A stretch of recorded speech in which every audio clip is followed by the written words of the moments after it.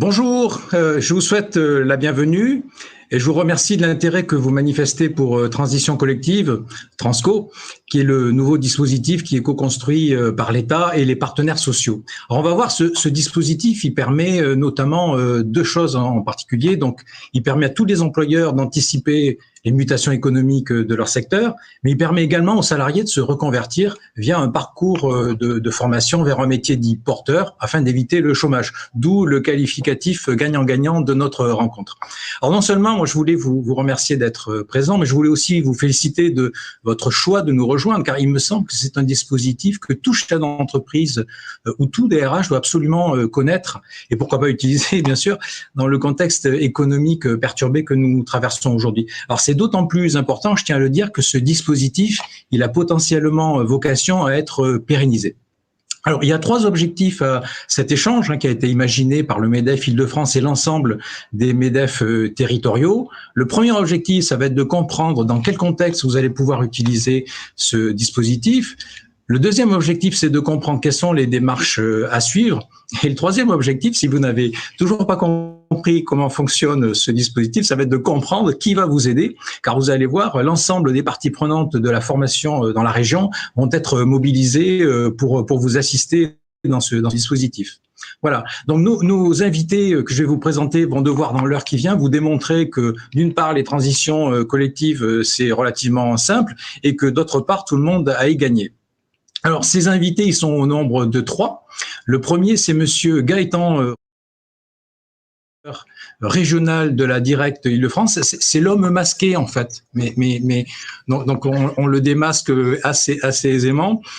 Nous avons également avec nous François Brézot, qui est directeur général de Paris CDG Alliance, qui est une plateforme, et on va vous expliquer quel est le rôle des plateformes dans le dispositif. Et puis moi-même, donc Éric Dumartin, je suis le président de Transition Pro Île-de-France et accessoirement mandataire MEDEF, je tiens à le souligner. Monsieur Rudan, pour commencer, bienvenue. Est-ce que vous pouvez nous expliquer à quoi ce dispositif Transition Co répond et un peu quelle est la stratégie qui le sous-tend? Bien volontiers. D'abord, merci beaucoup une nouvelle fois au MEDEF Île-de-France et aux MEDEF territoriaux de m'accueillir pour avoir l'occasion de partager avec vous un enjeu et un très bel outil qui a été construit par les partenaires sociaux au niveau national. Avant cela, j'en suis désolé, mais je ne peux pas, directeur régional de la Directe Île-de-France, ne pas partager un message d'actualité. Je le dis avec une certaine gravité avant qu'on passe au sujet qui nous réunit. La situation sanitaire nous a tous beaucoup éprouvés ces dernières semaines, ces derniers mois. Nous avons tous une hâte très très forte qu'elle nous permette une vie professionnelle plus normale. Et néanmoins, avec les partenaires sociaux, nous constatons une certaine érosion de la mise en œuvre de la règle du télétravail. Et vraiment, je veux profiter de la séquence de ce matin pour appeler tous ceux qui nous écoutent, qui sont probablement bien sûr parmi ceux qui sont déjà très, très mobilisés, mais à se mobiliser sur cette mise en œuvre qui doit être volontariste de la règle du télétravail. C'est une des conditions qui nous permettra de limiter les conséquences pour les salariés, pour les entreprises et pour évidemment tous les citoyens que nous sommes. Voilà. Donc désolé, je profite de cette tribune pour vous faire passer ce message, mais je pense que c'est vraiment essentiel. On a besoin de votre mobilisation et on minimise d'où le masque. La fatigue que la situation a pu générer. Possiblement, oui, puisque effectivement les gestes barrières sont importants et le port du masque notamment. Du coup, transition collective, un beau dispositif, un dispositif gagnant-gagnant. C'est vraiment l'idée que les partenaires sociaux ont proposé au gouvernement, de se dire essayons de construire quelque chose qui évite de se trouver dans l'impasse que parfois les entreprises, les salariés rencontrent lorsque un secteur est en mutation économique. Et donc l'idée générale de ce dispositif, c'est d'être en capacité d'anticiper sur ces mutations économiques, d'anticiper en accompagnant les salariés qui sont exposés à une évolution de leur métier, en les accompagnant dans une reconversion volontaire, sereine, préparée, assumée. L'idée est vraiment de faire en sorte que l'entreprise puisse s'adapter aux évolutions de son environnement et que les salariés puissent eux aussi bénéficier de cette anticipation pour se préparer à une évolution professionnelle. Comment les choses se passent-elles du point de vue du salarié? Puis on développera surtout comment elles se passent du point de vue de l'entreprise. Bien, pendant une transition collective, les salariés continuent à être rémunérés avec un contrat de travail qui est le leur et ils bénéficient d'une formation qui est financée par l'État qui leur permettra ensuite d'accéder à un métier porteur. L'idée vraiment de ce dispositif qui est financé par le plan de relance, c'est de permettre aux entreprises de se mobiliser pour prendre leur avenir en main avec un nouvel outil que les partenaires sociaux ont contribué à mettre sur la table. Pourquoi une entreprise concrètement peut être intéressée à mobiliser le dispositif transition collective? D'abord parce qu'elle peut faire face, et c'est la vie économique, à des mutations sectorielles, à une baisse d'activité durable, et qu'elle se dit plutôt d'attendre trop tard et d'être confrontée à des restructurations plus difficiles à gérer, elle souhaite anticiper.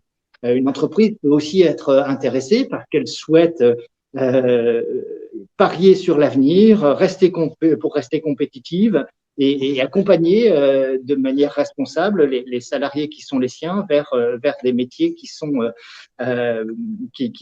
moins impactés par les transformations économiques. Premier enjeu donc pour les entreprises, être capable de mobiliser un outil pour anticiper leur propre mutation. Deuxième enjeu pour d'autres entreprises, être dans une situation de difficulté de recrutement et d'anticiper que demain ou après-demain, des métiers nouveaux, des métiers en développement appelleront plus de compétences dans l'entreprise et qu'elle aura donc des besoins de recrutement auxquels il n'est pas facile de faire face. Et donc, les entreprises, qu'elles soient dans notre jargon un peu techno, j'en suis désolé, plutôt des entreprises d'honneur ou des entreprises qui sont plutôt en situation d'embaucher, eh bien, peuvent trouver un intérêt à cet accompagnement qui est proposé à travers le dispositif transition collective. Alors concrètement, comment les choses se passent-elles? Une entreprise a fait son analyse de son marché, de ses technos et se rend compte qu'inévitablement, une partie de ses salariés est exposée parce qu'ils sont sur des savoir-faire, des compétences qui auront demain trop fortement évolué pour pouvoir les accompagner par de la reconversion interne.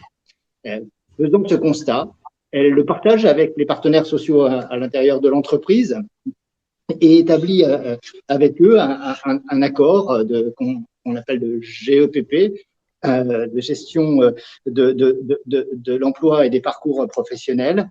Et cet accord lui ouvre la voie de l'accompagnement pour les salariés qui, pendant une durée qui peut aller jusqu'à 24 mois, sont financés pour leur salaire par l'État au travers du dispositif transition professionnelle. On y viendra un peu plus en détail après.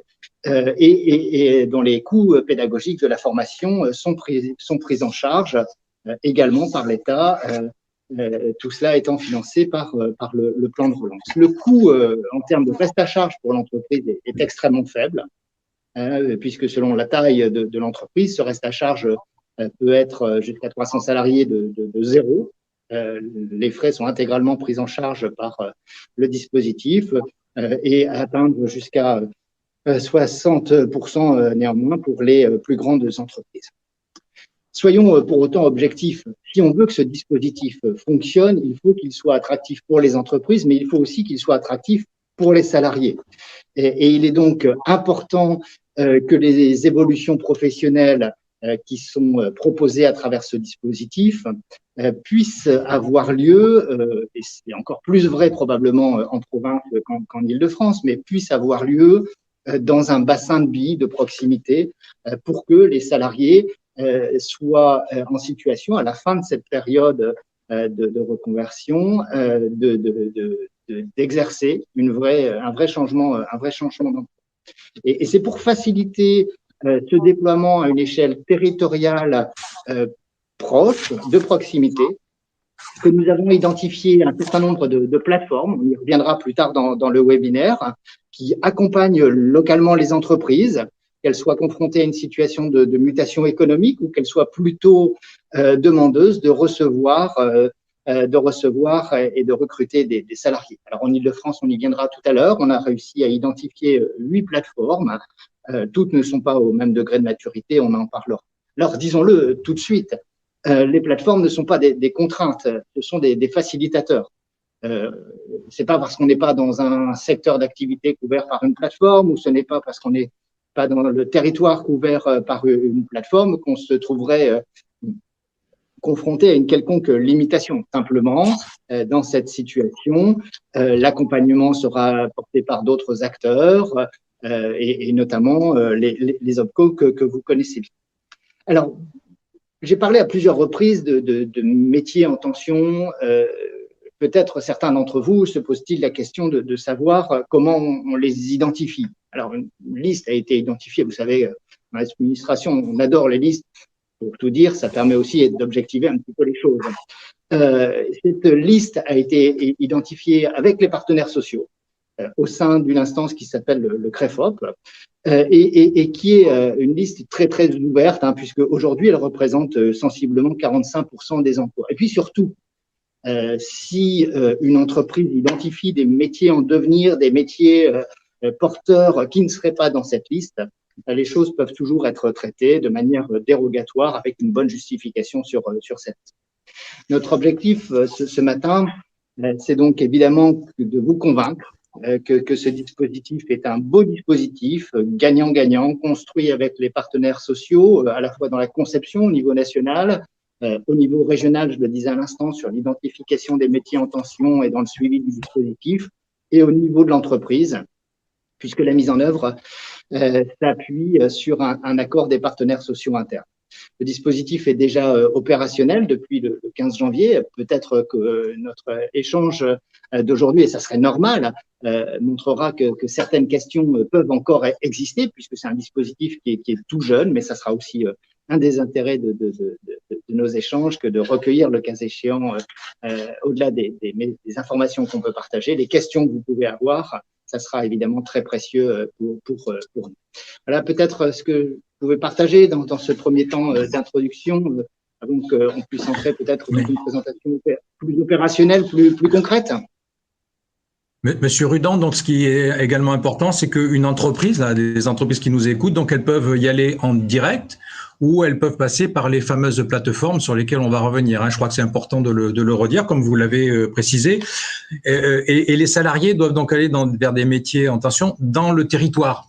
C'est aussi un salarié qui voudrait aller sur la Nouvelle-Aquitaine, par exemple, ça ne pourrait pas se faire dans le cadre de la région Île-de-France. L'idée est de faire en sorte que les plateformes ne soient pas une contrainte. Vous l'avez dit, c'est très clair. On peut être accompagné par une plateforme, c'est parfait.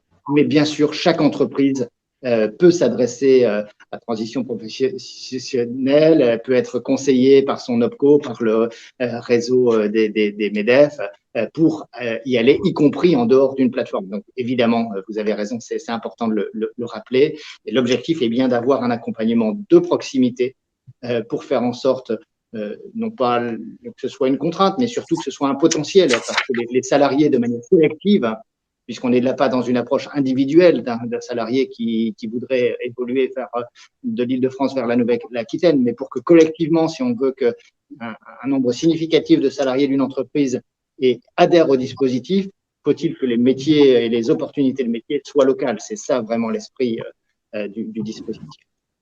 Merci de le repréciser. On va peut-être rentrer un peu dans le cœur du procédé, comment ça fonctionne. Est-ce qu'on peut en expliquer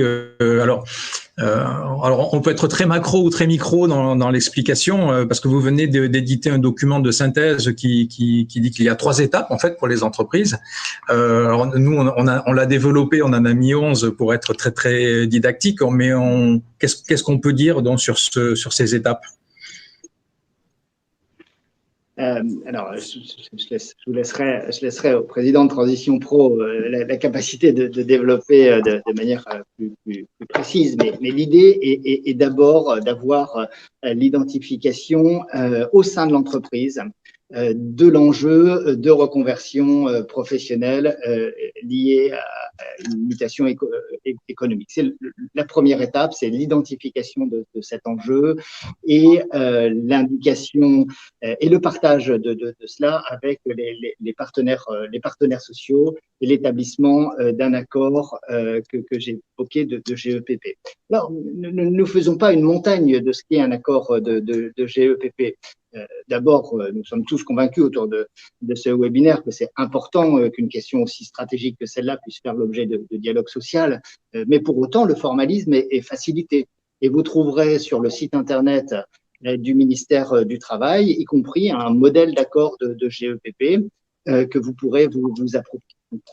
Premier temps très important, avoir un accord de GEPP qui se bâtisse ensuite.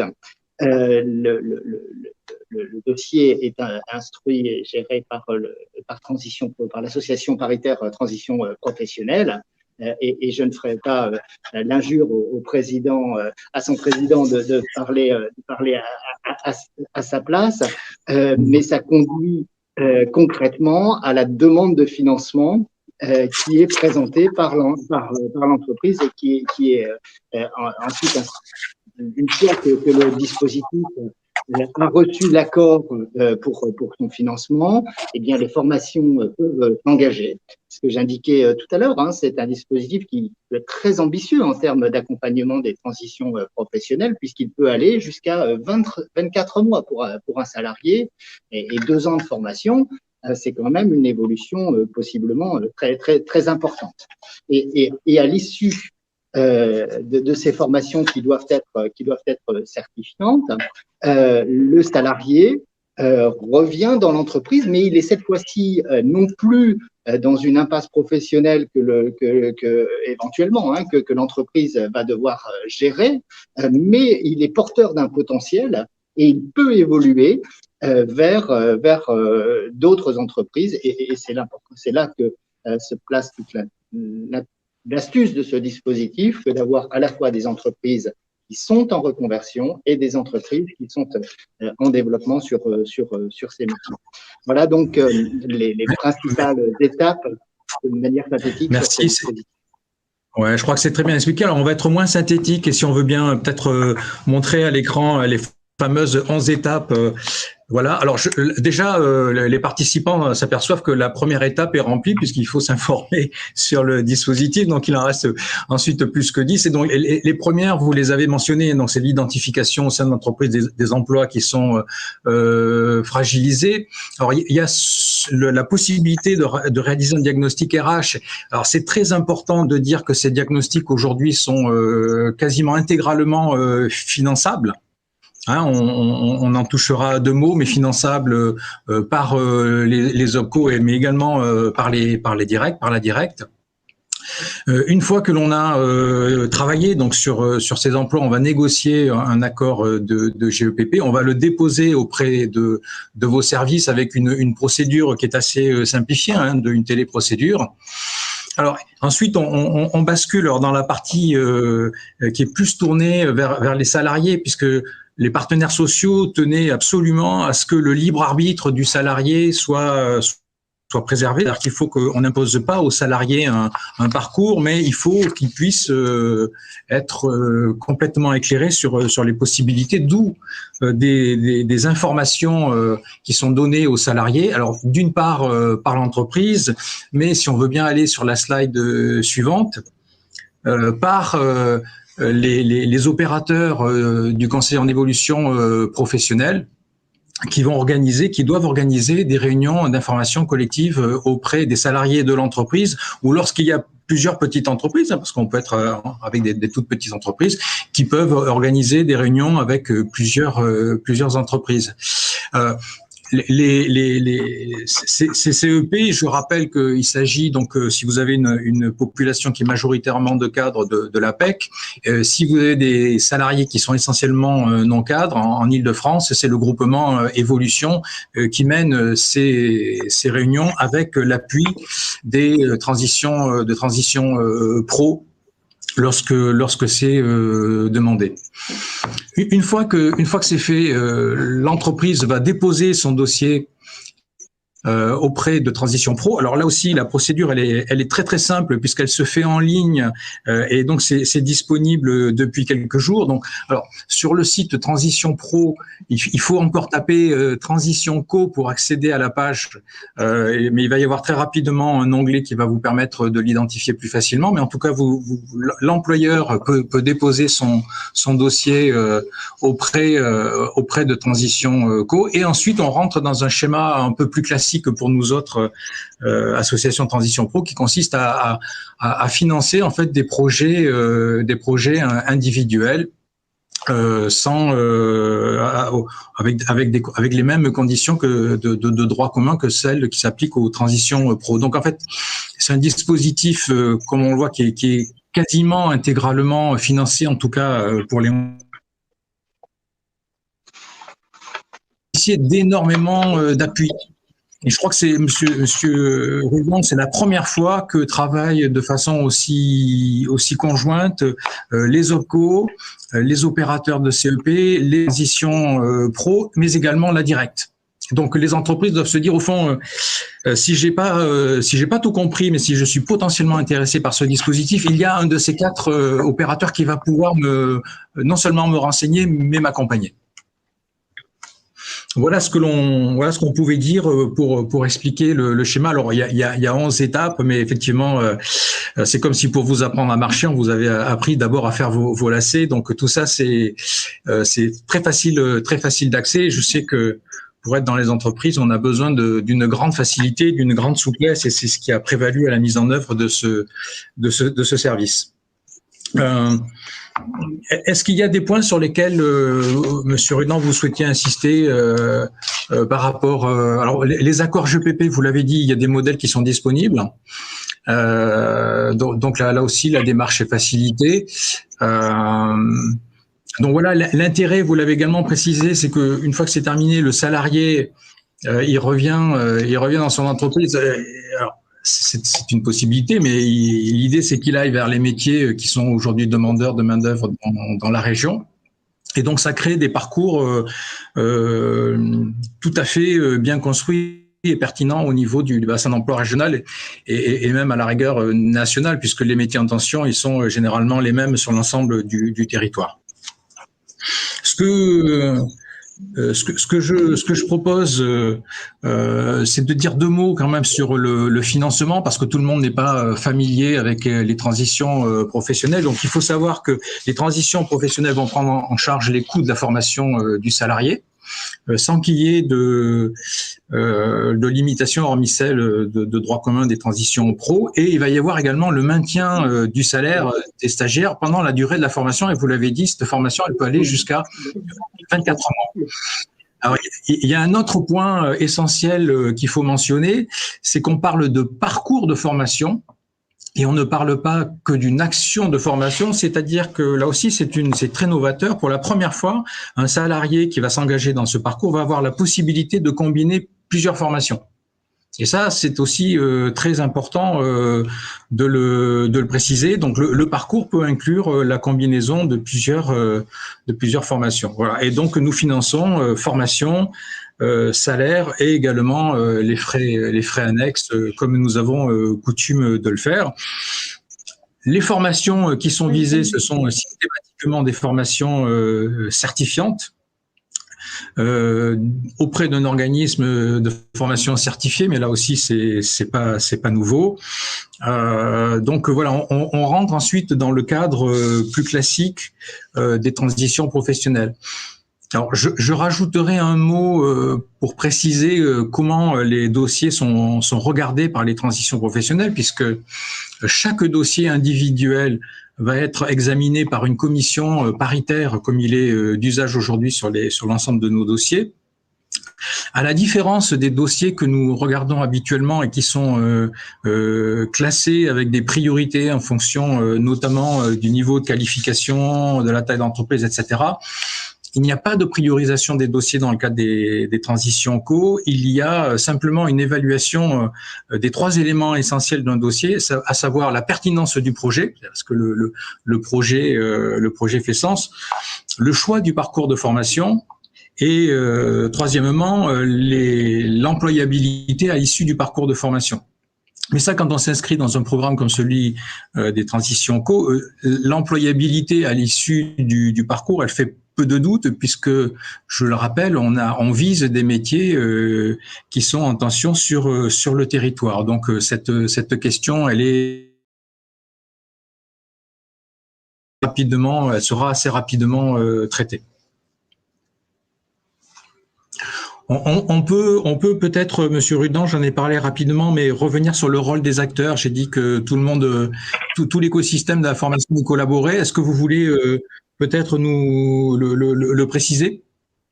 Oui, alors peut-être effectivement, est-ce le moment où on peut commencer à évoquer la question des plateformes qui réunissent justement l'ensemble des acteurs du dispositif. Les plateformes sont le lieu dans lequel nous souhaitons que les acteurs concernés puissent se parler.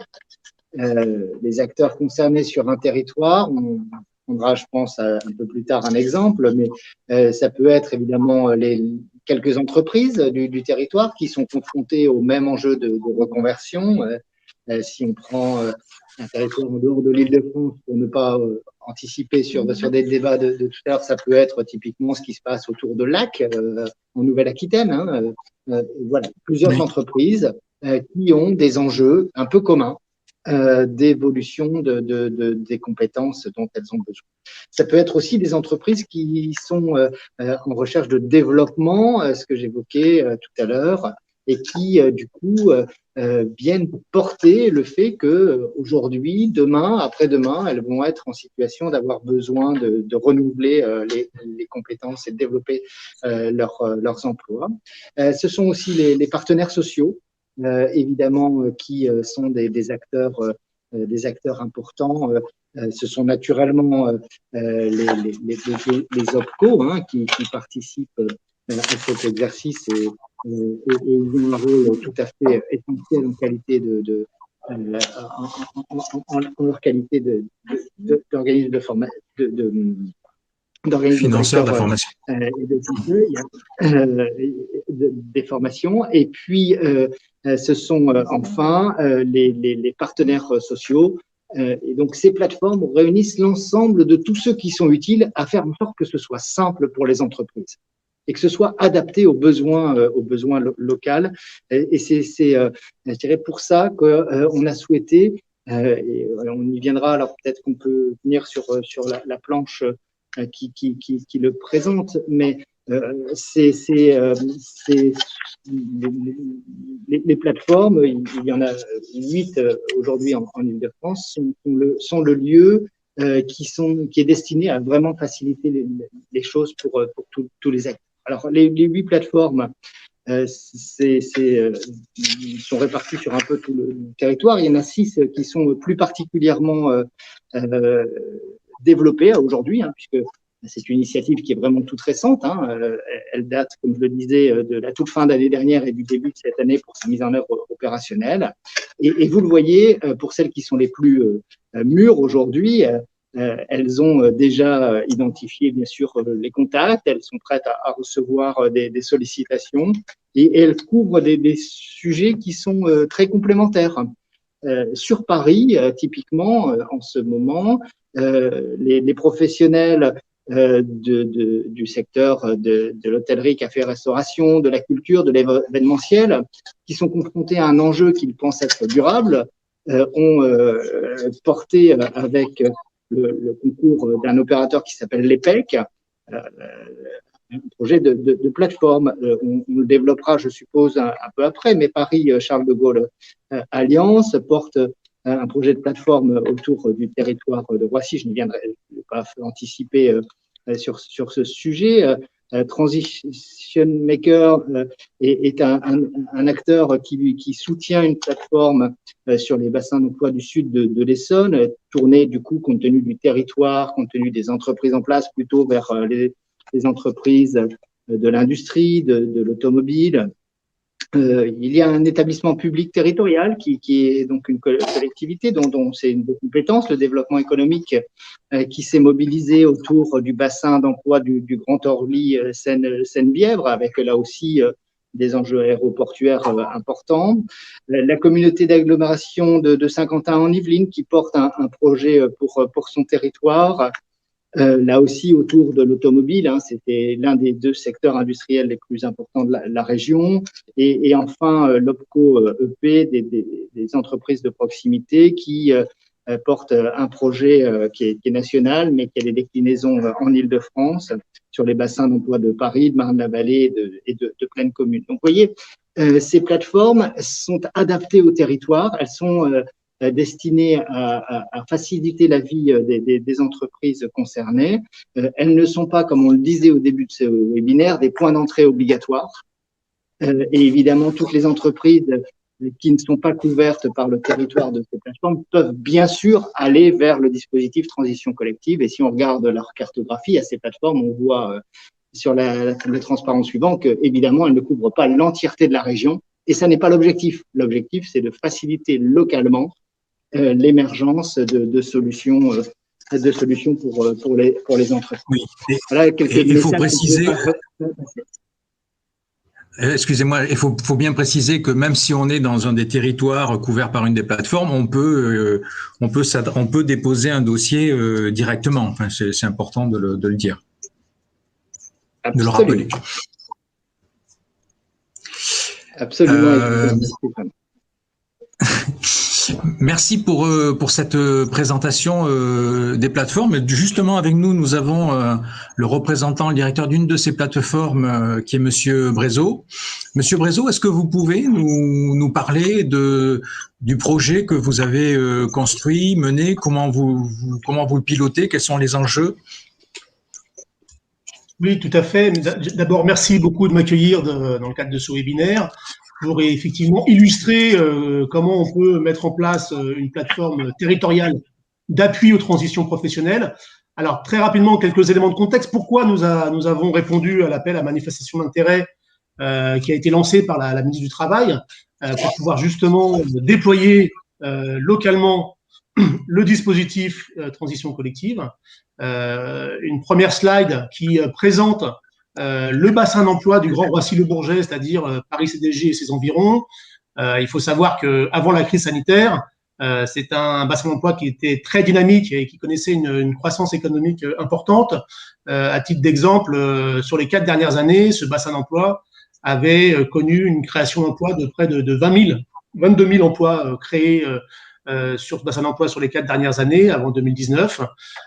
Et évidemment, sur ce territoire qui est très connecté à l'international et sur lequel un emploi sur 3 est un emploi de l'aéroport, vous imaginez bien le choc que ça a pu être et pour les entreprises et pour les salariés et pour l'ensemble de l'activité de ce bassin d'emploi. Lorsqu'on regarde les filières clés, les filières stratégiques de ce bassin d'emploi, avec évidemment les services aéroportuaires, hôtellerie-restauration, avec une forte activité, j'allais dire, de tourisme professionnel, avec le centre des expositions de Villepin, par exemple, avec des grands salons comme celui du Bourget. Voilà, donc toute cette activité-là a été stoppée, arrêtée, limitée. Et donc, ça a été vraiment un choc important. Pour la deuxième slide, présente effectivement l'impact économique de la crise. Vous le voyez sur les 25 bassins d'emploi d'Île-de-France, c'est celui qui a été le plus impacté en termes de baisse d'activité économique. Et c'est aussi le bassin d'emploi au niveau national qui a été le plus impacté. Voilà, donc très rapidement, en fait, dès mars-avril 2020, lors du premier confinement, nous avons réuni des acteurs de l'emploi, de la formation, des entreprises pour réfléchir à quelles pourraient être des solutions à apporter et aux entreprises et aux salariés concernés. Et nous avons pu déjà explorer plusieurs pistes et nous avions dans l'idée cette idée de plateforme qui ensuite s'est traduite par cette mesure gouvernementale dans le cadre de la mise en œuvre du dispositif. Donc très rapidement, nous avons évidemment travaillé avec notamment les entreprises, et pas seulement notamment les entreprises des services aéroportuaires, les entreprises également de l'hôtellerie-restauration, qui a connu une forte, évidemment, vous en doutez bien, une baisse très importante en termes de fréquentation. Et avec les DRH de ces entreprises, nous avons commencé à mobiliser, avant même la sortie du dispositif, les dispositifs de droit commun sur le conseil en évolution professionnelle, sur l'information, sur le service que peut rendre par ailleurs Transition Pro, un certain nombre de dispositifs en matière de VAE, de reconversion, voilà. Et ensuite, effectivement, donc au moment où est paru cet appel à manifestation d'intérêt, nous étions, j'allais dire, dans les starting blocks pour pouvoir y répondre. Et aujourd'hui, nous sommes effectivement, comme le précisait M. Rudan, dans un cadre de mise en œuvre. Déjà, dans un premier temps, nous sommes en train d'établir un budget pour pouvoir effectivement constituer, je veux dire comme ça, une équipe permettant de répondre aux missions qui ont été évoquées par M. Rudan, à savoir, et vous-même, M. Dumartin, à savoir simplifier le parcours, fluidifier les échanges entre les différents acteurs et faire en sorte que et les entreprises qui sont intéressées pour faire bénéficier les salariés qui voient leur emploi fragilisé, et éventuellement des salariés qui pourraient, en dehors des entreprises, avoir connaissance du dispositif, puissent être accompagnés. Voilà, donc la troisième diapositive, s'il vous plaît, pour vous montrer finalement comment, de façon un peu opérationnelle, et qui reprend les étapes que vous avez présentées à M. Dumartin, comment nous souhaitons y parvenir.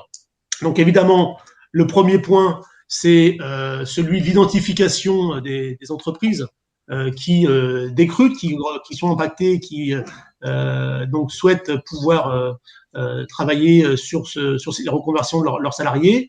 Dans l'identification des entreprises, évidemment, on mobilise, et c'est là notre rôle de coordination et d'animation au niveau territorial, comme vous l'avez dit, les OPCO qui ont une connaissance des problématiques que peuvent connaître leurs adhérents. C'est la même chose pour les fédérations d'employeurs au sens large, les réseaux d'entreprises, les acteurs locaux en matière d'emploi. Je pense notamment aux plateformes d'appui aux ressources humaines qui sont positionnées et financées par l'État sur les territoires. Et on a évidemment des acteurs de l'emploi qui peuvent nous donner des éléments sur les problèmes que peuvent rencontrer les entreprises, mais aussi, comme vous l'avez dit, sur les entreprises qui peuvent être en besoin de recrutement. Voilà. Une fois qu'on a identifié ces entreprises, donc nous, on souhaite le faire évidemment avec des chargés de relations entreprises qui travailleront sur la prospection de ces entreprises au niveau le plus fin. Et donc, on va travailler, on compte travailler avec les services relations entreprises des intercommunalités, que ce soit Paritaire d'Envol pour le nord de la Seine-Saint-Denis ou Roissy Pays de France pour l'est du Val d'Oise et le nord-est de la Seine-et-Marne. Une fois qu'on a identifié ces entreprises, évidemment, comme vous l'avez précisé, l'idée, c'est aussi d'identifier quels sont les salariés qui sont intéressés et volontaires pour pouvoir bénéficier de ce dispositif. Et là, on souhaite évidemment mobiliser les conseillers en évolution professionnelle que vous avez cités, Groupement Évolution, l'APEC, et là aussi travailler avec une offre de service qu'on est en train de déployer, qui est celle d'une offre de service en matière d'orientation tout au long de la vie. Et c'est là également qu'on souhaite privilégier et renforcer nos liens avec les DRH. Une fois que l'accord de gestion des emplois et des parcours professionnels est discuté, on a bien identifié que c'était les OPCO qui pouvaient en partie financer l'accompagnement sur des diagnostics RH pour pouvoir aboutir à un accompagnement de cet accord et qui pouvait appuyer à la rédaction. Voilà. Donc, une fois qu'on a effectivement cette condition de signature de l'accord, l'idée c'est d'aller encore plus loin et donc vraiment de mettre en œuvre auprès des salariés et de mobiliser les conseillers d'évolution professionnelle, d'articuler avec des initiatives, des manifestations locales pour pouvoir là aussi découvrir des métiers, imaginer des immersions dans des entreprises pour pouvoir se faire une meilleure idée des possibilités, des horizons et des possibilités qui s'offrent à ces salariés qui voient leur emploi fragilisé, de pouvoir imaginer une reconversion. Et après, évidemment, avec Transition Pro, la validation des parcours de formation permettant effectivement le financement et aux salariés de pouvoir suivre ces formations jusqu'à 24 mois. Et enfin, évidemment, ou soit retour dans l'entreprise ou accueil dans une entreprise qui connaît des besoins de recrutement. Et là, à nouveau, mobilisation des acteurs qui peuvent identifier ces entreprises, travailler avec elles, leur proposer des profils de ces salariés qui se seront formés et qui seront intéressés pour travailler sur une reconversion professionnelle. Voilà, rapidement brossé comment on est arrivé à proposer cette offre de service, cette plateforme territoriale d'appui aux transitions professionnelles, comment on souhaite effectivement y répondre. Et comme je vous le disais, on va très rapidement, en termes de calendrier, on compte très rapidement signer un premier accord, une convention avec la Directe pour pouvoir lancer l'opération, mobiliser des cofinancements au niveau des intercommunalités du territoire, au niveau de grands groupes aussi. Le groupe ADP est prêt à soutenir cette initiative dans une acception de responsabilité sociale et territoriale de cette entreprise, puisqu'elle travaille avec un nombre certain de prestataires et de sous-traitants qui sont très fortement impactés. On va regarder du côté des entreprises, des compagnies aériennes, des fonds de revitalisation, si on peut compléter le tour de table. Voilà, donc un travail qu'on est en train de réaliser là. On va déposer effectivement ce dossier et ensuite, on souhaite très très rapidement, puisque c'est aussi l'urgence qui a bien été identifiée par le gouvernement, de pouvoir intervenir auprès de ces entreprises et proposer des solutions aux salariés concernés. Mais merci Monsieur Brézot. Mais si je suis une entreprise dans votre territoire, je peux donc venir vous voir également pour m'insérer dans votre plateforme. Tout à fait. Alors là, on a tout à fait. On vient d'échanger avec les services de la Directe qui va publier un annuaire des différentes plateformes et un formulaire de contact qui va permettre de nous contacter directement par mail, par téléphone, pour pouvoir directement évidemment rentrer en contact avec les personnes qui sont en charge de cette plateforme. Merci. On a reçu un certain nombre de questions via l'application WhatsApp. Donc, alors, il y en a pour Monsieur Rudan. La première, c'est que ça concerne les accompagnements RH, le financement des accompagnements RH. De quoi peut-on disposer comme financement ? Alors, c'est une bonne question parce que évidemment une entreprise et en particulier une petite ou moyenne entreprise qui se lance dans cette démarche n'en a pas l'habitude et donc pouvoir être accompagné, c'est évidemment un plus. Il est tout à fait possible de mobiliser un outil qui existe indépendamment des transitions collectives, mais qui peut être très très utile dans ce cadre-là. Qui est un outil qui s'appelle d'accompagnement RH, TPE, PME et qui est destiné donc, comme son nom l'indique, à accompagner sur ces questions de ressources humaines les TPE et les PME. Alors, comment est-ce qu'on s'y prend quand on est entreprise et qu'on veut le mobiliser? On se tourne vers son OPCO, puisque chez nous, en Ile-de-France, ce sont les OPCO qui opèrent ce dispositif pour notre compte. Et les règles sont un petit peu différentes selon les secteurs, mais globalement, ce que l'on peut retenir, c'est qu'il y a une forte prise en charge par l'État de ce diagnostic qui conduit globalement à ce que ce soit quasiment sans reste à charge pour les entreprises de moins de 50 personnes. Donc très concrètement, si on veut être accompagné, on se tourne vers son OPCO et on demande une mobilisation du dispositif appui RH, TPE, PME. Merci. On a une autre question pour vous. La liste des métiers en tension, où est-ce qu'on la trouve ?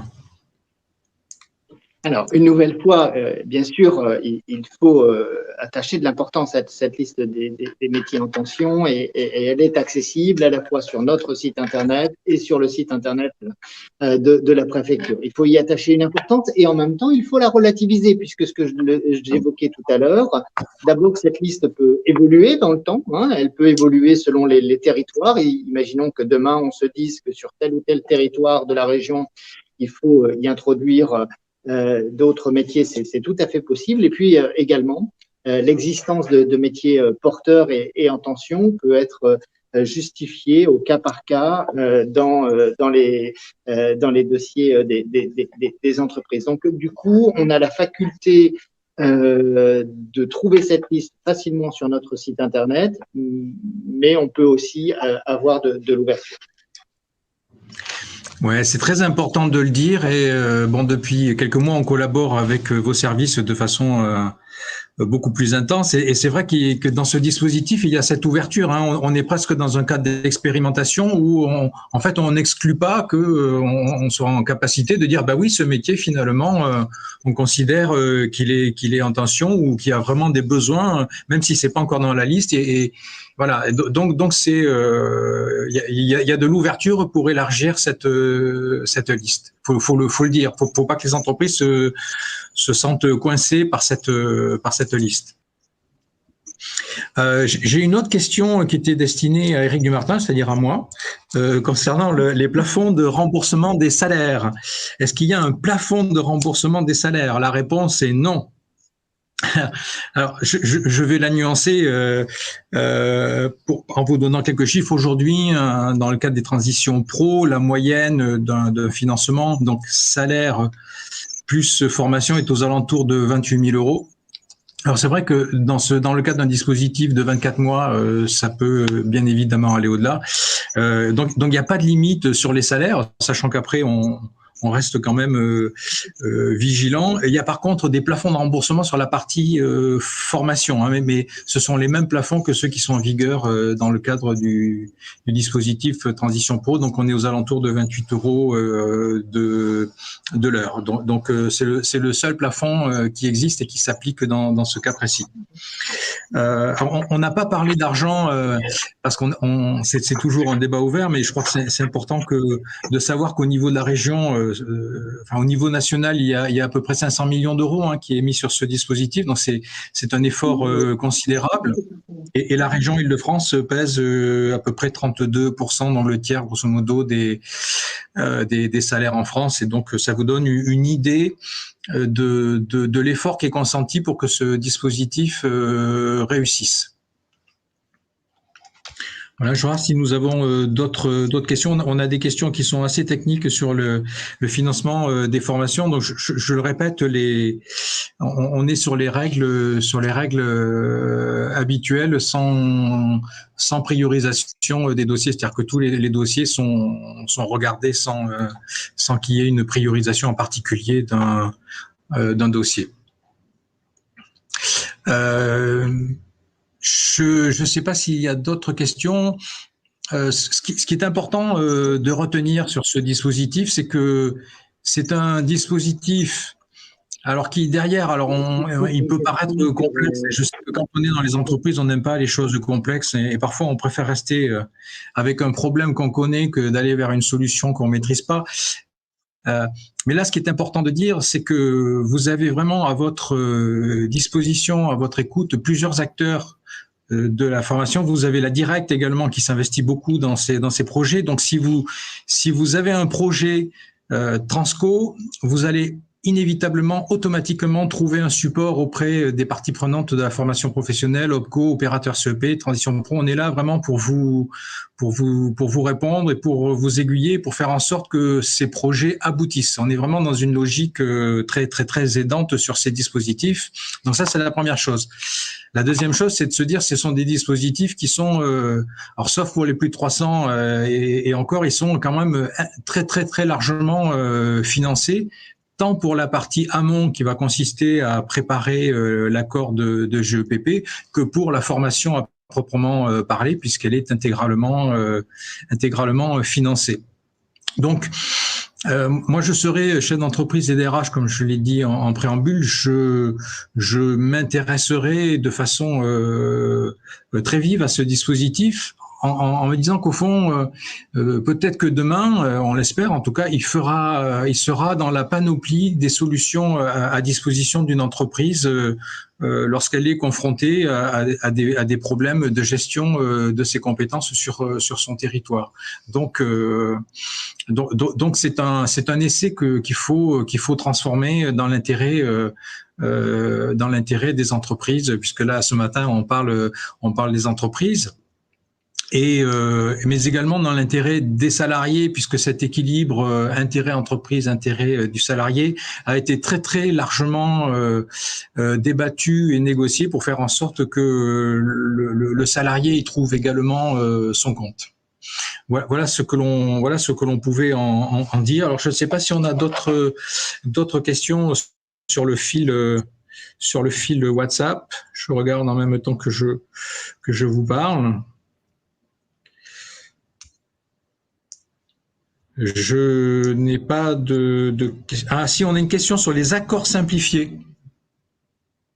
Monsieur Rudan, c'est pour vous ça, une petite question sur les accords simplifiés? C'est une bonne question parce que souvent la notion d'accord fait un peu peur et surtout dans les plus petites entreprises. En réalité, un accord, c'est ni plus ni moins qu'une forme de contrat qu'on passe en interne à l'entreprise avec quelques dispositions, mais peu nombreuses. Et vraiment dans le cas des accords de GEPP et en particulier en prévision du dispositif, de la mobilisation du dispositif de transition collective, le contenu de ces accords est extrêmement simple. Vous le verrez en regardant l'accord type, une grande partie des dispositions sont facultatives. Et globalement, les seuls points qui sont évidemment un peu nécessaires dans un tel accord, c'est de bien se mettre d'accord sur la liste des métiers qui sont menacés. On s'appuie forcément sur un diagnostic au sein de l'entreprise, mais même la fourniture de ce diagnostic dans les entreprises de moins de 300 personnes n'est pas une obligation. Et du coup, ce sur quoi je profite de cette question pour insister, c'est vraiment le fait qu'on est dans une simplicité qui est poussée à son maximum pour se centrer sur la vraie question. Et la vraie question, c'est la capacité à dialoguer avec les partenaires sociaux au sein de l'entreprise. Voilà, donc un exercice dont le formalisme est quand même très limité.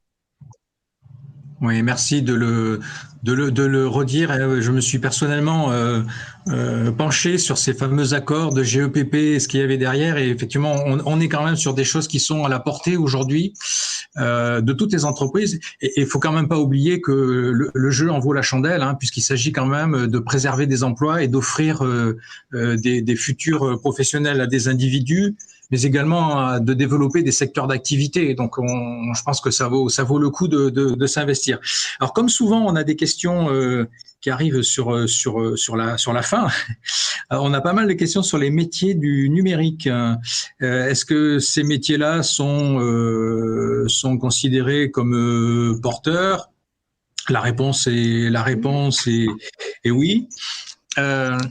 Là aussi, hein, on a fait le choix de parler de métiers, donc c'est assez large. Hein, je dirais l'atterrissage le récepteur, les entreprises, les métiers récepteurs, ça a été conçu de façon assez large pour que, comme l'a dit Monsieur Rudan, on puisse considérer, alors pas chaque cas, mais en tout cas avoir une interprétation assez large de ce qu'est un métier porteur. Voilà, mais il doit y avoir beaucoup de gens qui veulent aller vers le digital, à en croire les questions que l'on a. Voilà, donc il n'y a pas de souci. Alors, il n'y a pas de souci. Pardon ? Et puis le secteur du numérique est très fortement en tension en Île-de-France. C'est un des principaux bassins d'emploi dans ce secteur sur tout le territoire national. Et il y a donc à la fois des volontés de salariés de se reconvertir vers ces secteurs-là, mais aussi des besoins importants pour les entreprises. Ça me permet peut-être d'apporter un petit éclairage supplémentaire. En Île-de-France, on a une facilité de mobilité qui n'est pas la même que celle qu'on peut avoir dans d'autres régions de France. C'est la raison pour laquelle on a, pour l'instant en tout cas, une seule liste pour toute l'Île-de-France qui est commune, qui est assez ouverte, parce que dans le dialogue qu'on a eu avec les partenaires sociaux au sein du Préfop, on a constaté que bien souvent la mobilité n'était pas vraiment un frein. Demain, peut-être qu'on fera des listes un peu plus précises pour faciliter encore les choses, les rendre plus adaptées à certains territoires.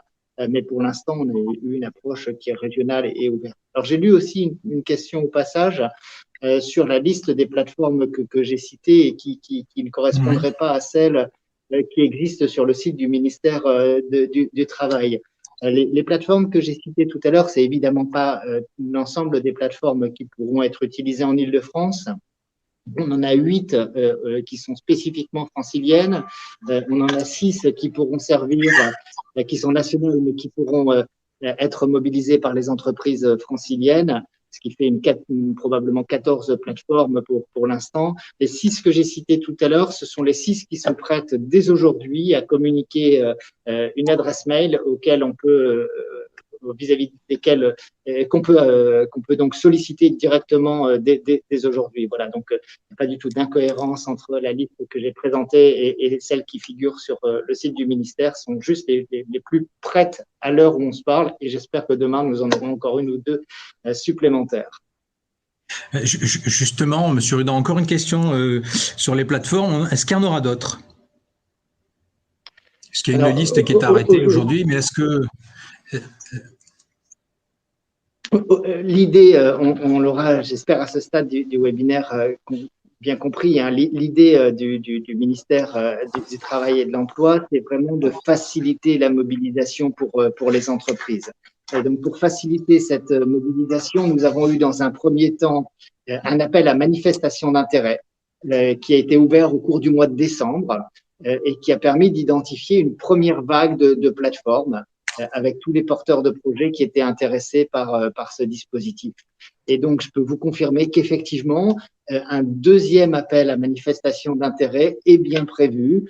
Alors, les dates ne sont pas encore complètement stabilisées, mais qu'un deuxième appel à manifestation d'intérêt est bien envisagé pour pouvoir accueillir d'autres plateformes pour répondre à d'autres besoins et faciliter les choses sur d'autres territoires. Bien, merci de cette précision. Monsieur Brézot, est-ce que, avant que nous concluions, vous souhaitiez rajouter quelques mots par rapport à votre plateforme, justement? Oui, alors deux points et à l'adresse des intervenants que vous êtes. Pour Monsieur Rudan, moi, pour un acteur de terrain, quand même témoigner et saluer le fait qu'un dispositif national intègre une dimension territoriale et locale en termes de déploiement. Et c'est très important, on regarde en tout cas voilà, de ma fenêtre, en termes d'efficacité et d'efficience de ces dispositifs. Donc cette prise en compte, elle est vraiment pour nous vraiment la bienvenue, et voilà, je souhaitais la saluer. Et en direction du MEDEF, vous dire qu'on est en train, on a signé une première convention de partenariat avec le MEDEF de Seine-et-Marne, qui va trouver une déclinaison avec le MEDEF de l'Est parisien et le MEVO. Et dans ces conventions de partenariat qu'on signe à 3 avec le groupe ADP, il y a un point précis sur la plateforme de sécurisation des parcours. Et donc, l'idée, c'est comment, effectivement, on peut s'appuyer sur les MEDEF territoriaux pour identifier les entreprises d'une part, qui peuvent connaître des difficultés parce que vous avez cette proximité sans égale avec vos adhérents, et par ailleurs, les entreprises qui recrutent pour aussi travailler sur ces perspectives-là. Donc, l'idée, c'est vraiment au niveau local de pouvoir mobiliser les acteurs territoriaux qui sont à même d'avoir ces relations privilégiées avec les entreprises. Voilà. Merci de cette conclusion. Il est midi passé d'1 minute, donc je pense que nous allons pouvoir clôturer ainsi cet échange. Je voulais vous remercier, Monsieur Rudan, du temps que vous nous avez consacré. Vous avez un agenda, je sais, extrêmement chargé. Vous également, Monsieur Brézot, je sais que votre agenda également est chargé, notamment avec ce beau projet de plateforme. Je voulais également remercier le MEDEF Île-de-France. Alors, j'ai une liste assez exhaustive, donc je vais essayer de n'oublier aucun MEDEF. Vous en avez cité 2, mais on va citer les autres. Donc, le MEDEF Paris, de Seine-et-Marne, des Yvelines, de l'Essonne, des Hauts-de-Seine, de l'Est parisien et du Val d'Oise qui ont permis l'organisation de cette réunion.